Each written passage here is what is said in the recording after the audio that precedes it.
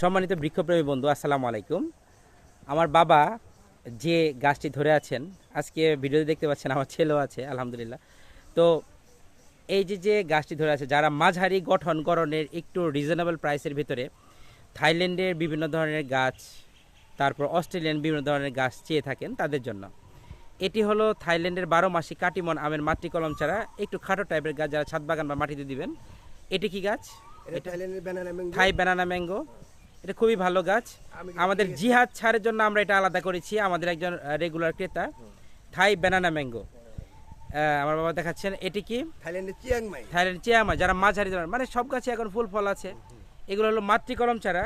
দেখুন আমাদের কিন্তু কোনো ঠুলির গাছ নেই, বড় বস্তায় বা ব্যাগে গাছ। আচ্ছা, এই গাছগুলো একটু রিজনেবল প্রাইসে আপনারা পাচ্ছেন। এটা কি? এটা অস্টিন। Austin mango. অস্ট্রেলিয়ার একটা আম প্রচুর প্রচুর প্রচুর ধরে এবং হ্যাঁ। কালারিং হয় আম। খুব কালারফুল। হ্যাঁ, হ্যাঁ। তো এটা এই বছর প্রথম মুকুল এসেছে। তো এই বছর রোপণ করে আপনারা মুকুল ভেঙে দিলে সেকেন্ড ইয়ার থেকে ইনশাআল্লাহ অনেক বেশি গাছ বড় হবে তাহলে ইনশাআল্লাহ। মাশাআল্লাহ, আলহামদুলিল্লাহ। তুমি সবাইকে সালাম দাও। আসসালামু আলাইকুম।